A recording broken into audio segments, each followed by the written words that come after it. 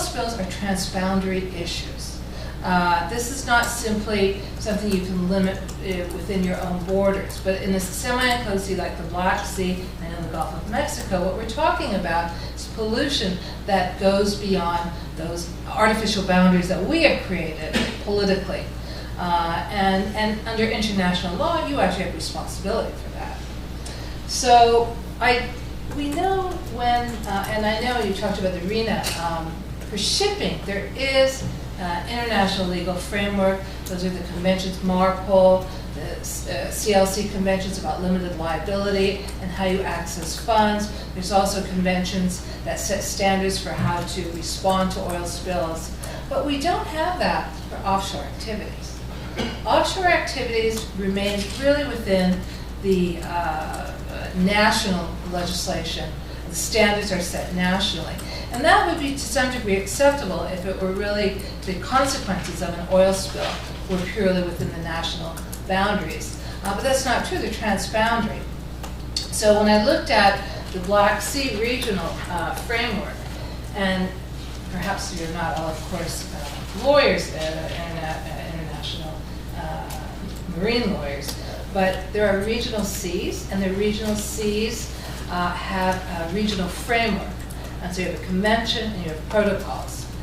But when we look at, and there are 18 regional seas in the world, when I look at the Black Sea, even though this was an issue that was raised in the 90s, even though they had committed to establishing some kind of standards for continental shelf activities, that's where you get the oil extraction, we have no offshore activities instrument. And why is that important? Because we don't have any set standards, really.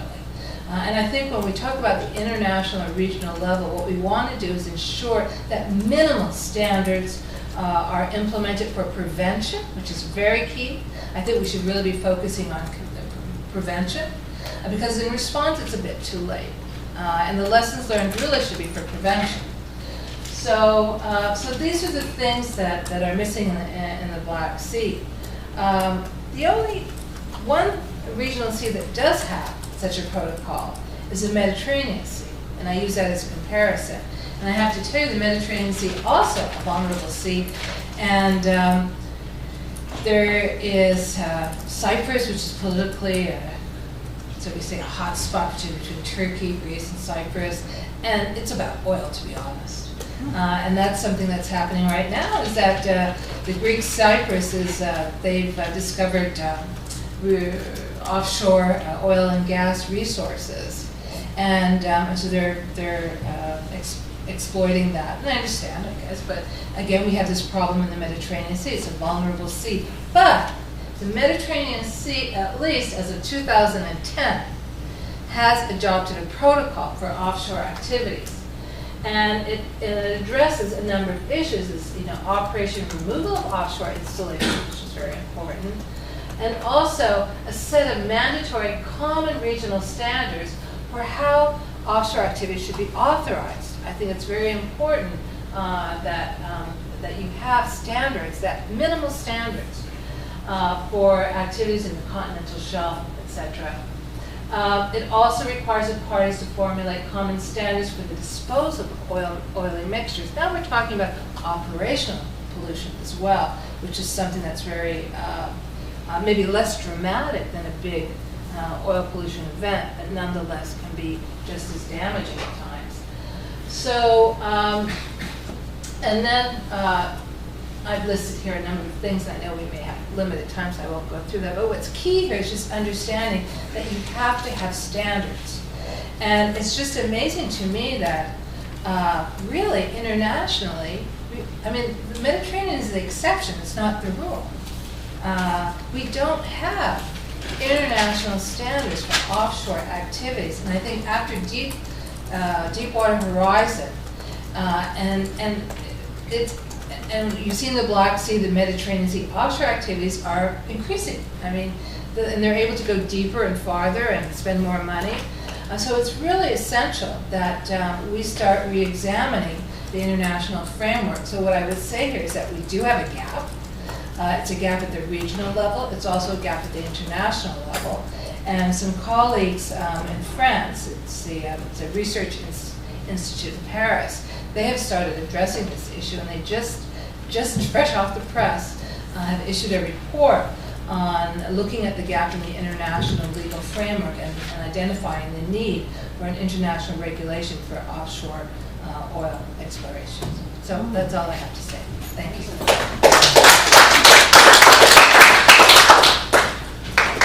Thanks, Nilufer. Very valuable. Standards, policy, law, that provides that much larger operating space within which the oil industry and the oil industry's environment operates. So resilience thinking, that's one of those big slow things that give stability. Any questions? Quick questions for Nilufer. Okay. All right, I'd like the panelists to come up and sit at the front, and we'll have some more general discussion now.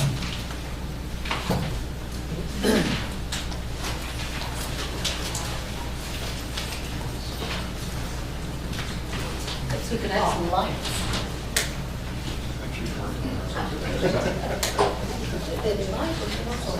The voice of God. No, do not claim to be God, I assure you.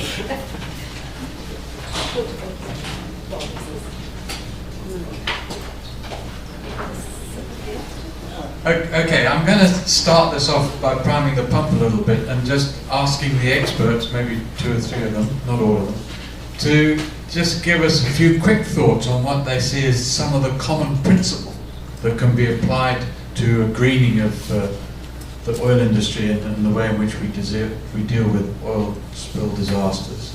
Just some of the common principles from what they've experienced and what they've learned from listening to each other today. Kat?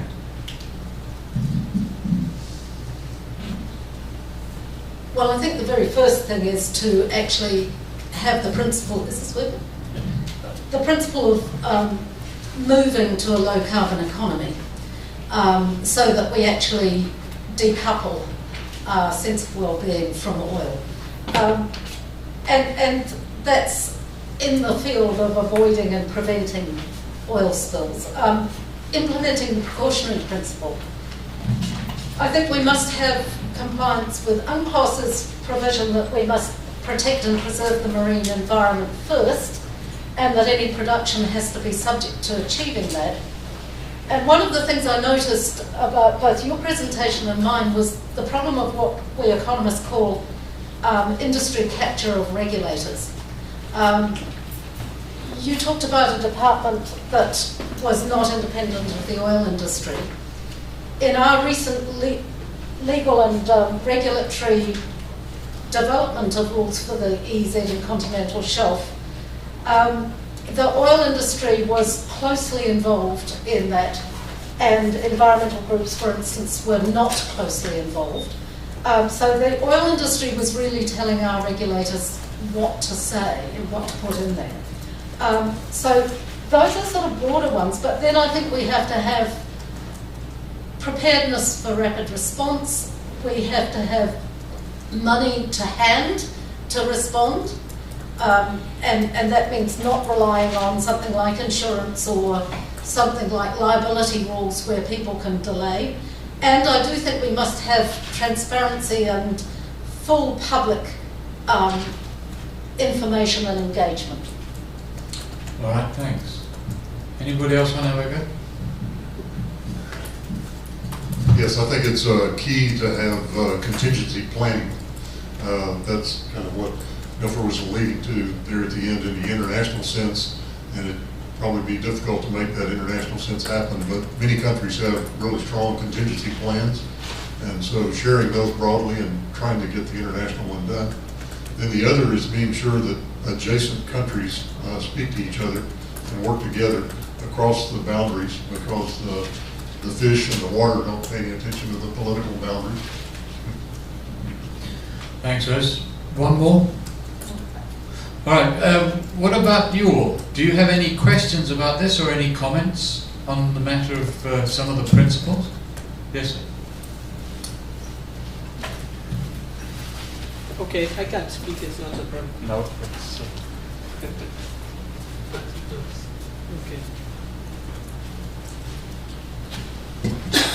Thank you. We didn't have the chance to ask questions, but we're short of time. I will ask a question to Mr. Brahim.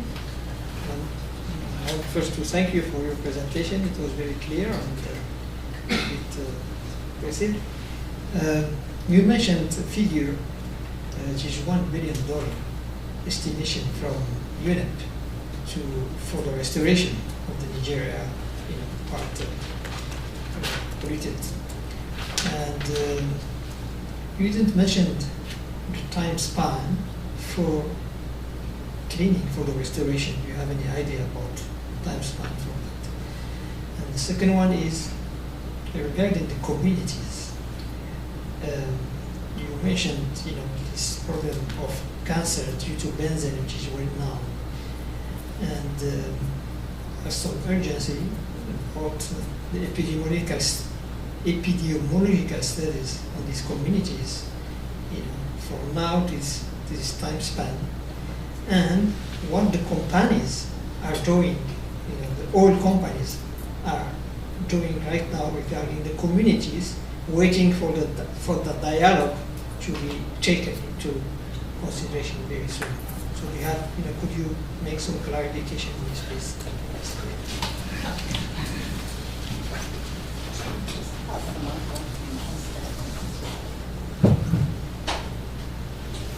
Yeah, thank you for this series of questions. According to the report, the Nigerian government will have to think about 25 to 30 years before we could see a good restoration of the systems. But that means that the work will have to be done in a continuous manner and in a progressive way. It should not stop. It has to be done continuously. Of course, the ecosystems, as was referred to by Wes, have a different response. But there is a minimum that should be done in terms of cleaning up the soils and also taking care of some emergency situations like the drinking water that you referred to. The government and the oil industry have actually started responding to this. Now, some of the most polluted wells are not being used at the moment because people are being provided for fresh water by the government and by the oil industry. But that is an ad hoc solution because they will need to have a permanent solution that they would have access to drinkable water for the rest of their lives. Now, at the moment, water is being transported from other parts of the country because of the emergency situation we are dealing with at the moment. The response by the government of Nigeria has been positive, but slow. The report was released in August 2011.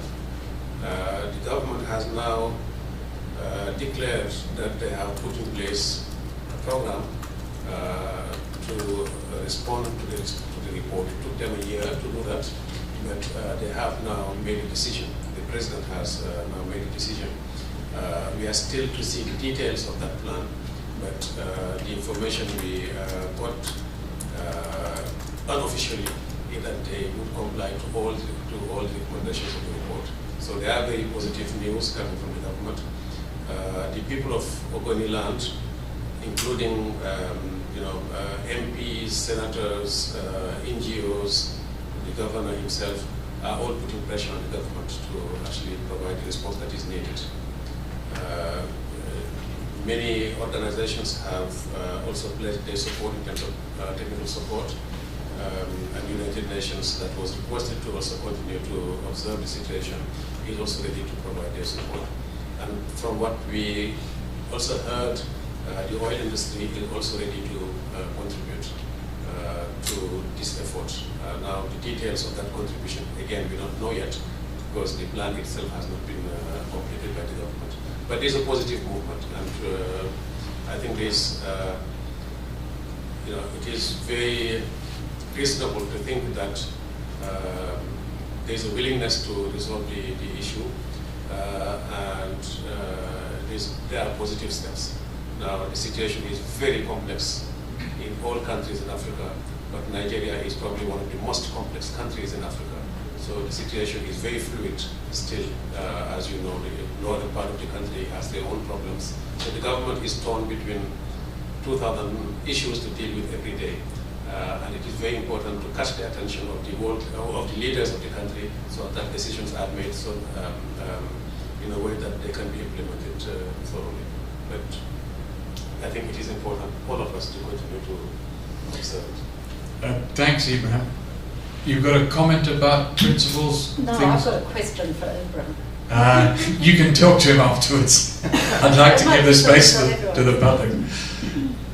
I would be interested in knowing sort of comparatively, in the Gulf of Mexico and the U.S., there was some very active civil society response to the cleanup, similarly to New Zealand. But there was also a very active response from British Petroleum. How that compares to what's going on in Nigeria? I mean, are these factors? How are they similar or dissimilar, and why are they the same or not? I'd be curious to do some comparison there between the case studies. Wes, maybe you could start about what pressures were put on British Petroleum to be responsive. Maybe they have a conscience. They did respond stronger than most have in the past for spills. From the research stance, I mentioned that the $500 million they put forth was good for the research that we're going to learn out of that. The claims facility that they set up to start payment to people that were injured, or their properties were injured, or their business were set up.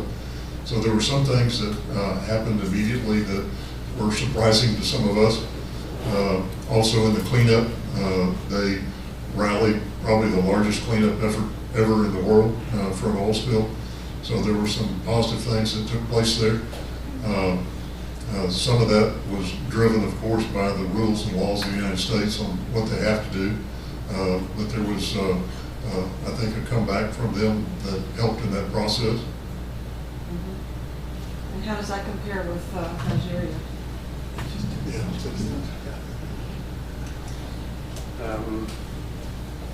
That's a question that keeps coming up. You know, how do you compare these two situations, and why is it that the response in the United States was immediate and effective, and how is it that in the case of Nigeria things have been going on for so long? We are dealing with different contexts. That's the first part of my response. The governance in the United States, the governance system is much more structured than the one in Nigeria. Not only in terms of civil society response, but also in terms of parliamentary response, and all the commissions that were put in place to actually put the government and the oil industry under pressure. That is not necessarily the case in Nigeria, even though there are many voices. Whether you know, the sort of financial contribution will come, we don't know yet. There are good signs that the oil industry is willing to respond, but we don't know yet how much they will contribute. Whether the government is itself willing to contribute as per our recommendation, there are good signs, but we don't know yet. What I can observe is that the response is much slower in Nigeria than it was in the United States. Again, let me clarify that one of the recommendations we made was to put up a trust fund of $1 billion initially. That will not suffice to resolve all the problems. That is an initial investment that we feel is necessary, but will not be sufficient to cover the whole system, especially to respond to socio-economic needs that are out there. And I talked about the artisanal refineries that are actually blooming in the country, that are being done by the local communities. These people have to be somehow diverted from that activity to a more productive activity, so as to reduce the risk to the environment and to themselves. That would require another plan, which is not necessarily part of the $1 billion. It's just a fraction of the $1 billion in terms of budget, but will not be sufficient to cover the needs of the communities for their development, and therefore to actually sort of divert them from an extractive activity to a more productive activity. Thank- Yeah, there's somebody at the back who's waiting. So, Yeah, I would like to say something. on this Because- point. Yes, on this point, exactly, because I just have to respond to the answer that the reason was that because maybe they had a conscience. I think that really, the difference is that the media attention that happens in the United States and the legal system and the fear of lawsuits, and then you look at Nigeria, how much do we see on the media about Nigeria? What about the lawsuits? So, corporations are rarely driven by conscience. They're not. That's just not the way they are. So at some level, how do we create that conscience so that what's happening in Nigeria is simply not acceptable? So how do we make the industry be responsible where there's not media, there's not pressure, there's not fear of shark lawyers who are going to make billions from them? So that's a comment I would have.